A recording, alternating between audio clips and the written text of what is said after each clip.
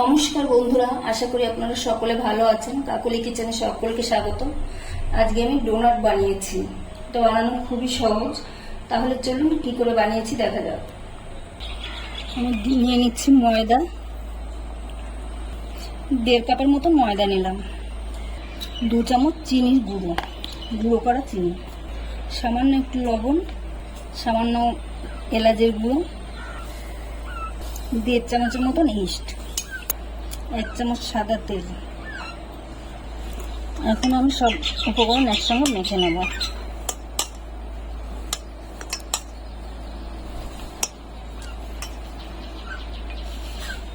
এখন উষ্ণ গরম দুধ দিয়ে হালকা হালকা আছে গরম দুধটা, এখন আমি একটা ডো করে নেব।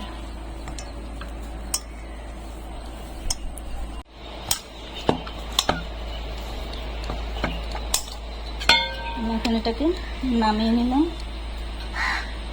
এখন দেখুন কেমন ছাড়া ছাড়া রয়েছে, ছেড়ে যাচ্ছে। এখন এটাকে ভালো করে মাখতে হবে।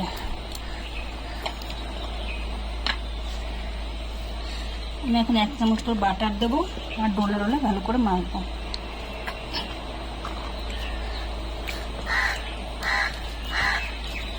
এখন ডোলে ডোলে একটু সময় নিয়ে মাখতে হবে। এই এখন দেখুন ছেড়ে যাচ্ছে, ডলতে গেলে ছেড়ে যাচ্ছে।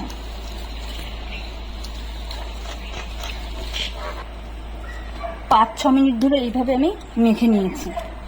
এখন আমার মাখাটা হয়ে গেছে। এখন দেখুন এখন আর ছিঁড়ে ছিঁড়ে যাচ্ছে না সেরকম ভাবে। এখন এটা আমার মাখা হয়ে গেছে। আমি এই বাটিটায় একটু তেল লাগিয়ে নিচ্ছি।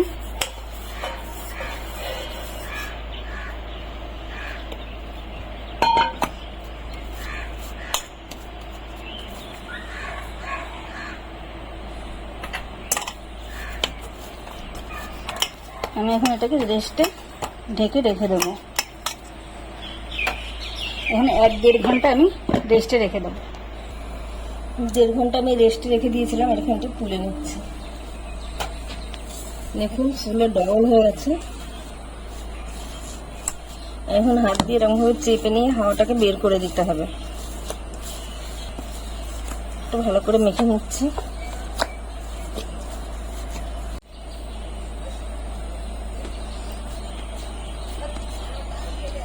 এখন এটাকে একটু বেলে নেব। খুব বেশি পাতলা বেলবো না, এরকম মোটাই থাকবে, মোটা করেই বেলে নিতে হবে।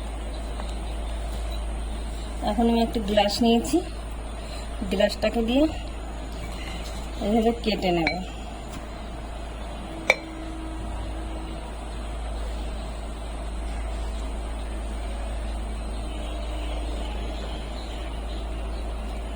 একটা জলের মুখ নিয়েছি, জল খাবার বোতলের ঢাকনা, ওইটা দিয়ে আমি ভেতরটাকে কেটে নেব।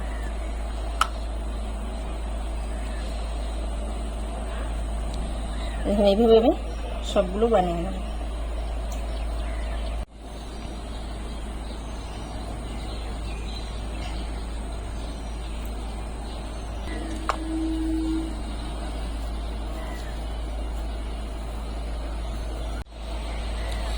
এখানে একটা কাগজে ময়দা ছিটিয়ে দিয়েছি। এখন আমি এইভাবে এর ভেতরে রেখে দেবো।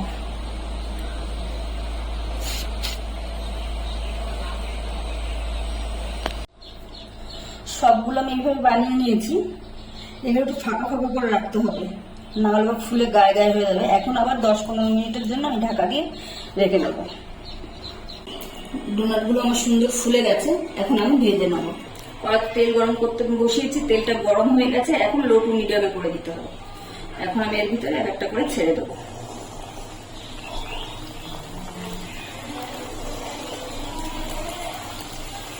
খুব সাবধানে দিতে হবে।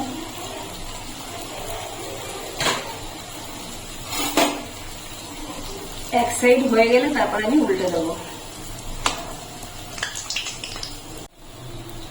এক সাইড হয়ে গেছে, আমি উল্টে দিচ্ছি।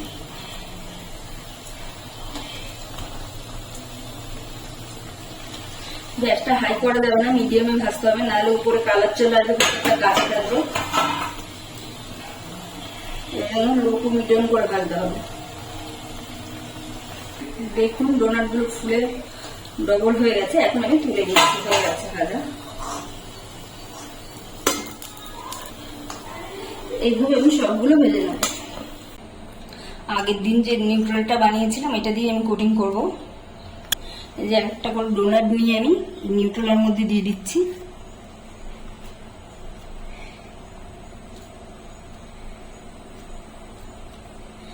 বসিয়ে নিচ্ছি।